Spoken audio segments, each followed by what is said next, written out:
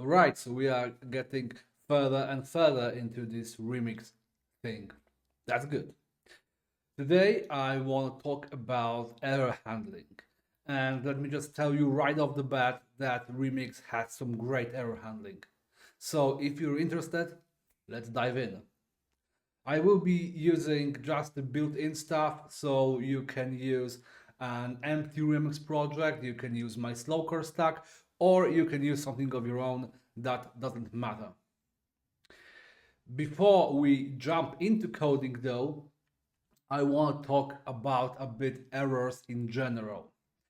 They are often treated as something bad, and either they are swept under the rug with an empty catch block or just console logging something in the catch or simply ignored. It took me a lot of time to realize that an error and the success, they are kind of both the same.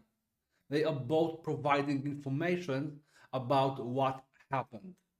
And error is simply saying this didn't go like you wanted.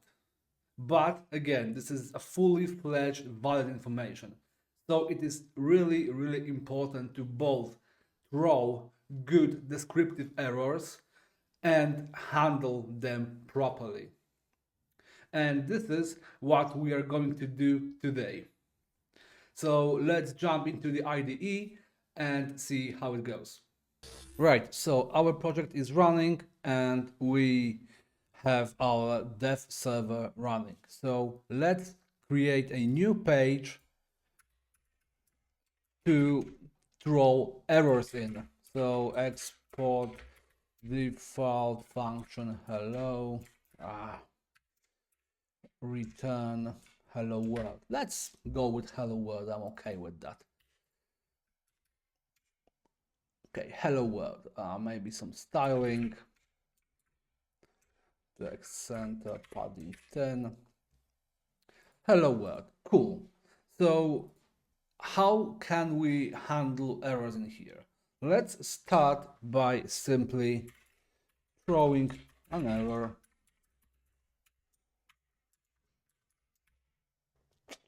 And Remix does catch the error, but since it doesn't have any knowledge of how to render this, it just throws a typical application error, an error, whatever.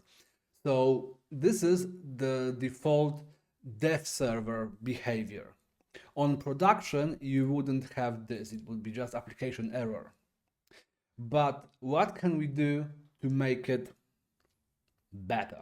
Every route or sub route, whatever, can have its own error boundary, and it's very easy to do. So we are just having export function error boundary, and whenever the error occurs, this gets called. See, an error occurred. And what is unpleasant in this case is that it's kind of going into panic mode and it doesn't properly render. So it renders the message okay, but it does not render the head. It does on the server, right? We have all the Tailwind stuff in here, but we don't have this thing in here. If we go, see, head is very, very short. There will be a hydration error on top of all the problems. So what we can do? Well, for starters, I strongly suggest avoiding rendering errors because it is most likely temporarily, right? Something happened, I don't know, your API got problems or there was just a small bug and you got a temporary error. So rendering it is kinda, kinda bad. Plus, you don't give user any way of escaping this, any way of handling this. All that they can do is try to refresh the page. That's it. So what we can do to mitigate this is to throw an error in a place that the server cannot reach. So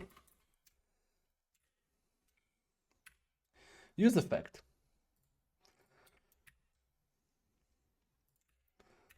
And it's properly styled.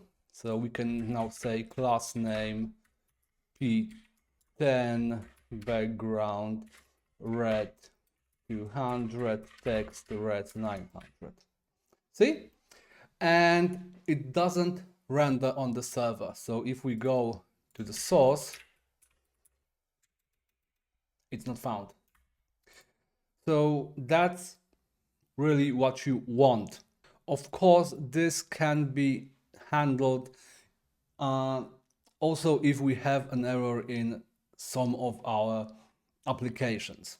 Let's just say we have a function that says whatever, and if math random is greater than 0.5,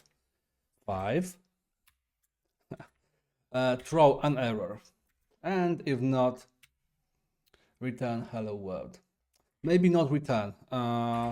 Maybe not. Let's not return this. So what we can do now is we can go try whatever, maybe console log. I don't know. It doesn't really matter what it does. Catch error is unknown, and of course we can just console log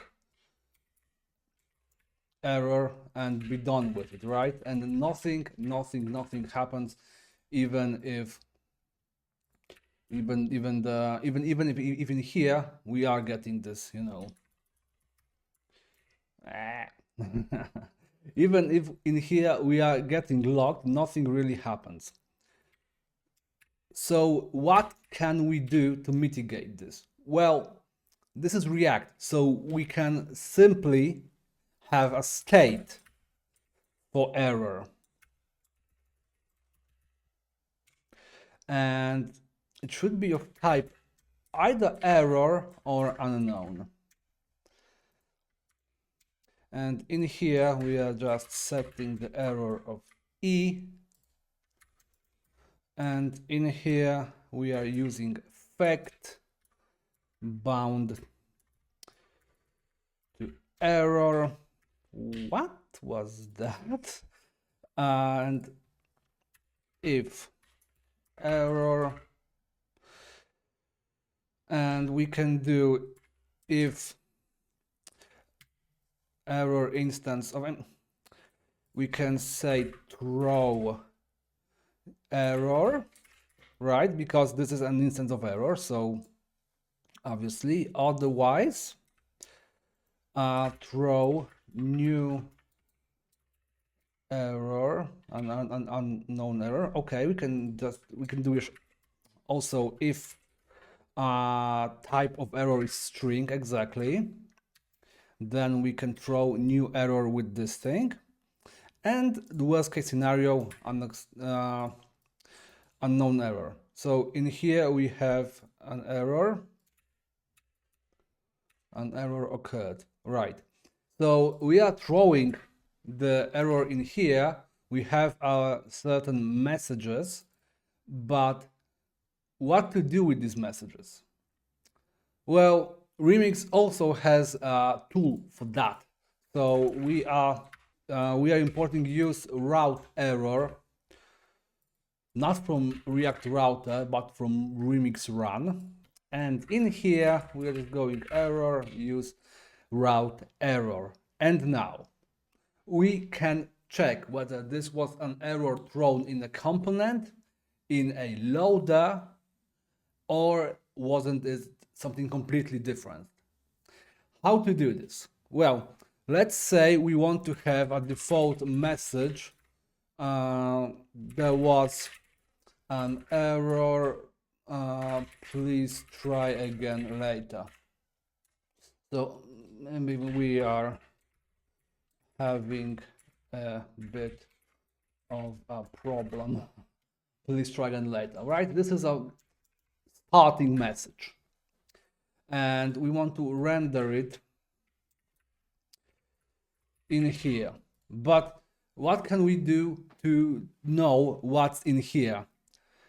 Kind of similar of what we did in here, but if error instance of error, then we say message is error.message, because error is constructed of message. It can be, of course, expanded. So in here, else if type of string message equals error, and we have one more error to check, namely is route error response. So whether this was thrown during a loader, and this doesn't have a message, but it does have data, and data would be most likely a string.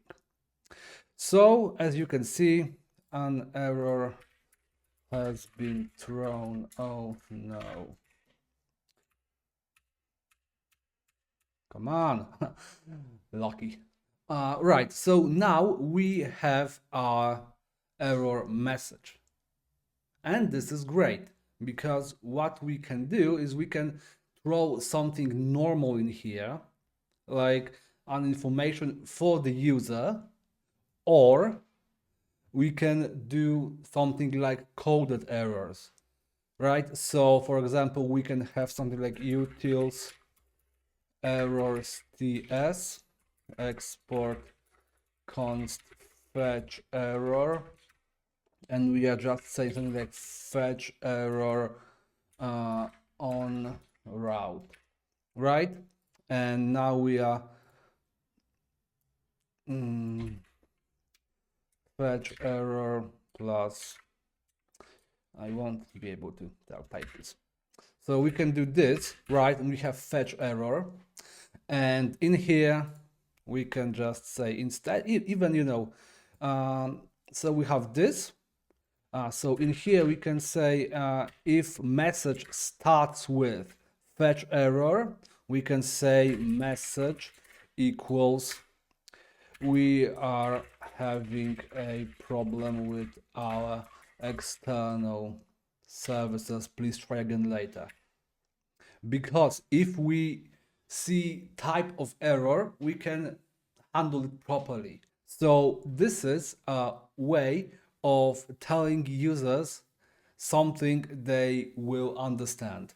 Because if we are just throw fetch error like this, this won't tell them nothing, but it can tell us something. So if we have a sentry or any other logger error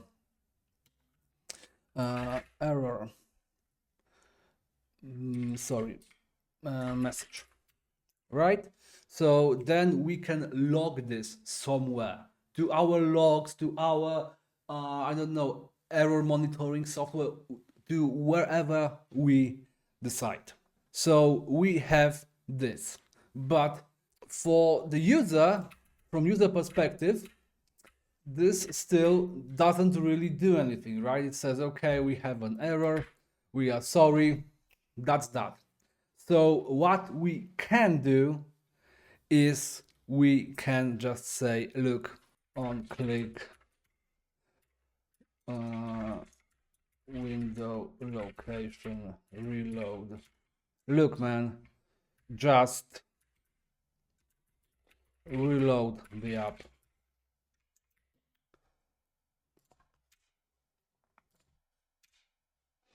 Let's style it, break line, class name, background, white, padding 2.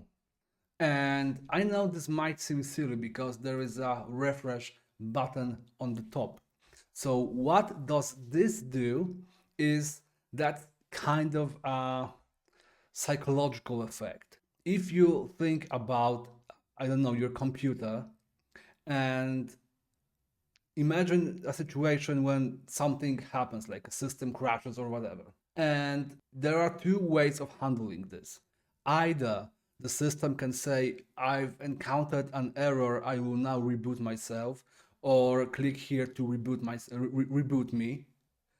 Or you can do this manually by clicking the reset button on your computer case. What would be the better experience for you? I can guarantee you that giving an option within the application to do something, to try to recover, is 100 times better UX than asking users to do something that is around the application. Going in here, like if our application is within these boundaries, right, our application is this. So if we want users to leave this space and do something else, we are not only breaking the immersion, but we are also telling them you need to do an external action to help us out. And that's kind of like, So if we just say reload the app, and we are lucky that this came less than 0.5, then we give back the control to the user and we are restarting happily. Of course, this will not always work, and sometimes they will have to try like several times. What if we kind of know what the problem might be? Let's say we have a wonky API. We have an API that is known to troll sometimes. Not the best situation, but we are not always get to choose our vendors. So what can we do here? Well, we can expand this function into, let's say, reload, into, for example, set timeout. So set timeout, window reload, yeah, let's say half a second. Because this is more or less the time that the API should be awake. Reloading use state false, and in here set reloading to true, and in here disabled reloading, and in here we can say, look, if there is reloading, restarting or recovering, and if not, message. Unexpected export, something weird has happened, I assume.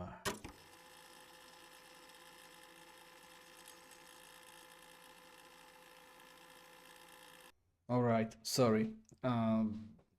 IntelliJ just started to add brackets on its own today. Nevertheless, we have this reload the app, and we click on it, and remember we have this function bound to it, so we will set loading to true, and in half of a second we will reload the thing, right? So recovering, and we are kind of lucky, but we did it eventually. Of course, you can utilize session storage and count the retries. So if user clicks on restart more than 2 times or more than 3 times, you will say, look, this isn't working, please come back in 30 minutes or something. So this all can happen properly. And it's very important to let people know that something is wrong. They don't need to know what exactly is wrong, but acknowledge the error, admit to it, like say, yeah, okay, I understand, I messed up. Okay, so we have this. But what if, let's close this up. What if we have children in here? Children of the route, outlet, with outlet. What then? Well, what if our children throws an error? Export default function hello. I'm not even catching I'm not even catching the params. It's just goddamn Google Lens. Hello again. This is the children, right? I'm not even playing with catching the param. I could, but for now, this is fine. So what if an error happens here?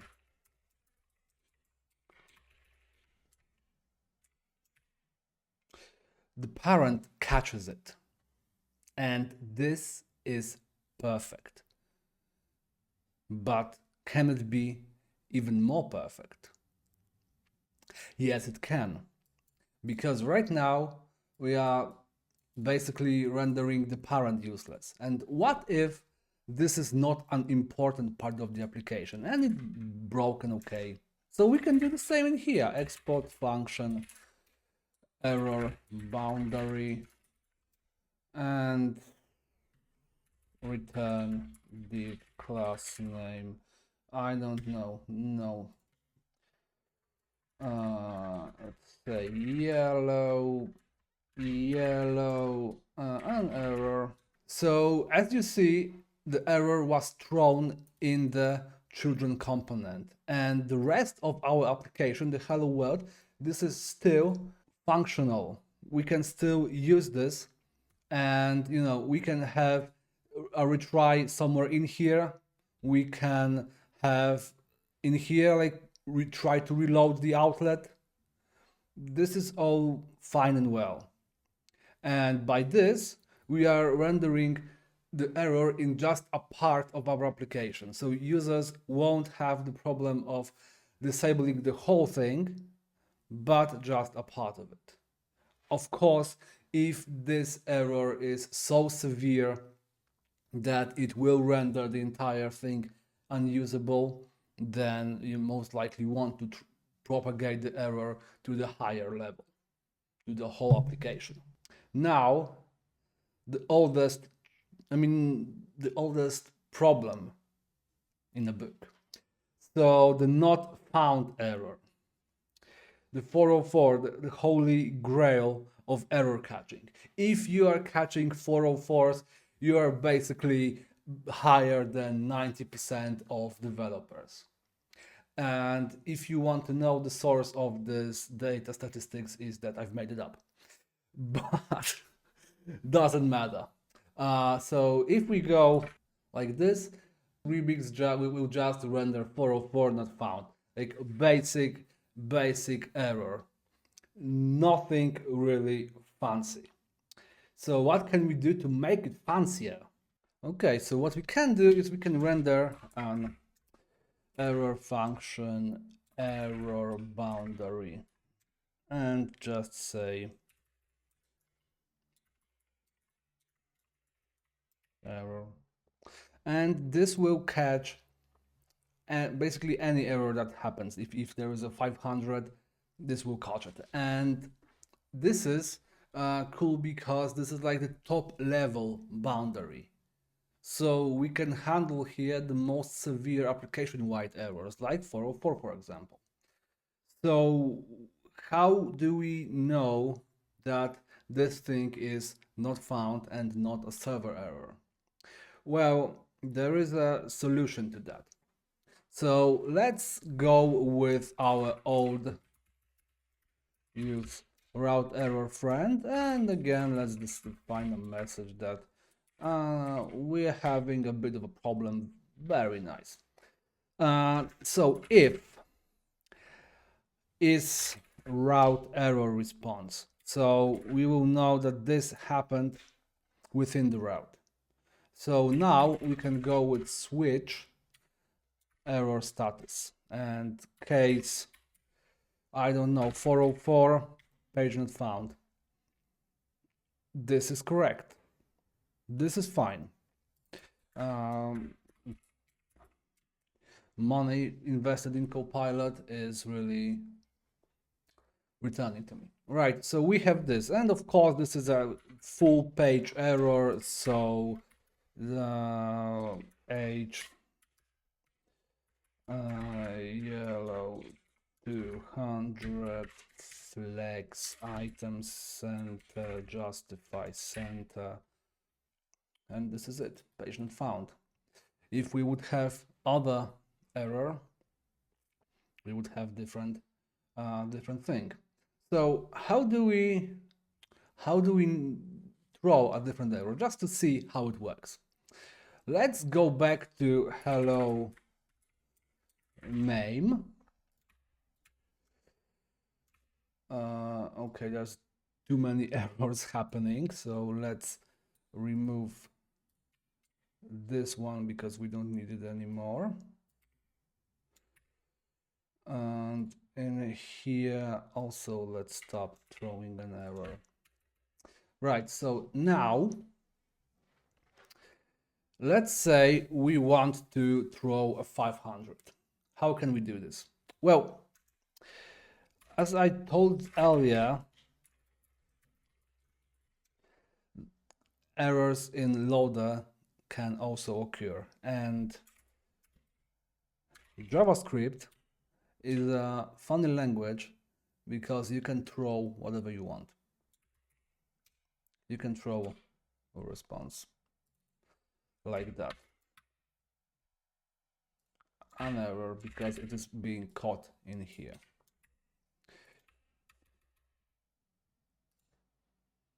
And of course, not found in here because again, hello is catching it.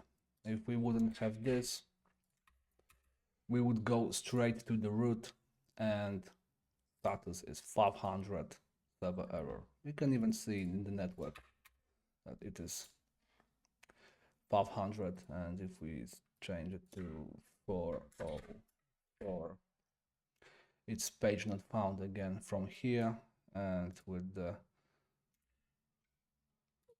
status of 404 not found. So this is it for handling errors in Remix. Not very complex, but certainly very powerful.